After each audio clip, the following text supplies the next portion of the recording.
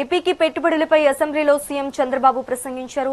Speed of doing business కు care of address గా AP నిలుస్తోందని CM Chandrababu అన్నారు. విశాఖను అభివృద్ధి చేస్తున్నామని తెలిపారు. విశాఖను భారీ పెట్టుబడులకు తెచ్చామని స్పష్టం చేశారు. దేశంలో 25.6% పెట్టుబడులు ఏపీకి వచ్చాయన్నారు. వైసీపీ హయాంలో అనేక కంపెనీలను తరిమేశారని ఆగ్రహం వ్యక్తం చేశారు. వైసీపీ గత 5 ఏళ్లలో ఒక్క డిఎస్సీ నిర్వహించలేదన్నారు. విద్యాశాఖలో మార్పులు వచ్చాయని తెలిపారు. పీపీపీ అంటే ప్రైవేటీకరణ కాదని సీఎం స్పష్టం ఇచ్చారు. ఏపీ బ్రాండ్ ను నిలబెట్టేందుకు కష్టపడుతున్నామని చెప్పారు. మీరు చూస్తే 1924 బ్రాండ్ పూర్తిగా దెబ్బతినింది.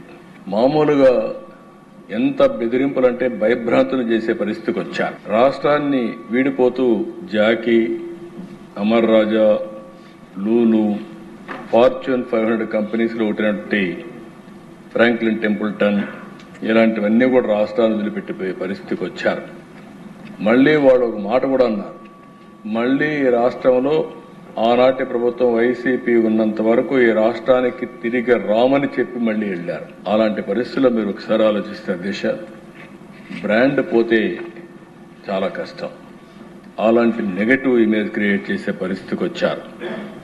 ఇంకొక పక్కన దేశ ఆర్బీఐ మొన్నే ఒక పబ్లికేషన్ ఇచ్చారు.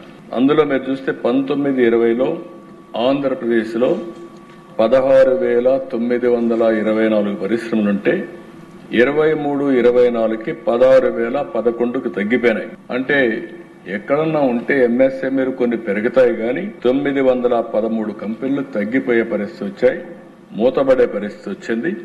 ఈ రిపోర్ట్ కూడా RBI hand book of statistics on Indian states report చాలా స్పష్టంగా మెన్షన్ చేసే పరిస్థితికి వచ్చారు.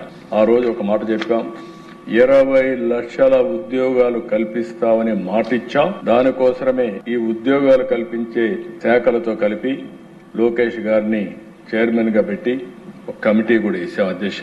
ఒకప్పుడు ఈజ్ ఆఫ్ డూయింగ్ బిజినెస్ అంటే దానికి చిరునామాగా ఆంధ్రప్రదేశ్ ఉంది. ఇప్పుడు స్పీడ్ ఆఫ్ డూయింగ్ బిజినెస్ కి చిరునామాగా ఆంధ్రప్రదేశ్ తయారైంది. ఫస్ట్ మేము యాక్సెప్ట్ చేసిన ప్రాజెక్టు టాటా, టీసీఎస్. అది వచ్చిన తర్వాత క్యూ కట్టారు, అనేక కంపెనీలు వచ్చాయి. 20 నెలల్లో ఇన్ని కంపెనీలు విశాఖపట్నానికి రావడం ఒక చరిత్ర. దానికి కారణం 25.6% పెట్టుబడులు ఒక్క రాష్ట్రానికి వచ్చాయంటే అది రాష్ట్రం యొక్క సత్తా అని మరొకసారి మీ ద్వారా ప్రజలందరికీ విజ్ఞప్తి చేస్తున్నాను. గూగుల్ 87,520 కోట్లు, ఇది లార్జెస్ట్ అంటే $15 billion after economic reforms. Biggest investment, foreign direct investment ఇండియాకు వచ్చిందంటే అది గూగుల్ మొదటిది, అది విశాఖపట్నానికి వచ్చింది. ఈ 20 నెలల్లో చెప్పిన మాట కోసం ఇటు నేను గాని, అటు పవన్ కళ్యాణ్ గారు గాని, అటు బీజేపీ గాని ఒకే మాట మీద ముందుకు పోతున్నాను మరొకసారి తెలియజేస్తున్నా. ఎక్కడ కూడా భారతదేశంలో విద్య విషయంలో మనం ఒకసారి చూస్తే మాతృభాషలో నేర్చుకుంటే ఈజీగా అర్థం కావడం కానీ ప్రైమరీ ఎడ్యుకేషన్ ఎక్కడ చూసినా ప్రపంచం అంతా కూడా మాతృభాష ఉంటుంది. అలాంటిది ఇంగ్లీష్ అని చెప్పి అటు ఇటు కాకుండా చేసి చాలా వరకు నష్టపోయారు. ఈరోజు దేశం అంతా కూడా ఒక పాలసీ తీసుకున్నారు, ప్రైమరీ ఎడ్యుకేషన్ ఎప్పుడు కూడా మాతృభాషలో ఉండాలని. ఆ విషయంలో కూడా ఈ ప్రభుత్వం చాలా స్పష్టంగా ఉన్నామని చెప్పి తెలియజేసుకుంటూ, ఇది ఆంధ్రప్రదేశ్ రాష్ట్రం అధ్యక్ష, తెలుగు రాష్ట్రం అధ్యక్ష. తెలుగు నేర్చుకోకపోతే భవిష్యత్తులో మన ఉలికిని కోల్పోయే పరిస్థితి వస్తుంది.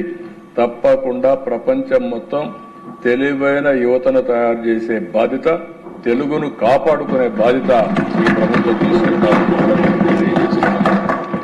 పీపీపీ అంటే ఇది ప్రైవేట్ కాదు, పబ్లిక్ ప్రైవేట్ పార్టిసిపేషన్.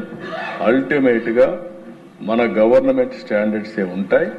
ఆ హాస్పిటల్లో కూడా మళ్ళీ ఒకసారి చెప్తున్నా, ఏదైతే అవుట్ పేషెంట్ బ్లాక్ కానీ మెడిసిన్స్ కానీ 70% అక్కడ ఏది ఇచ్చినా మన ఆధ్వర్యంలోనే గవర్నమెంట్ ఏ విధంగా చేస్తాం అదే విధంగా సర్వీసెస్ ఉంటాయి.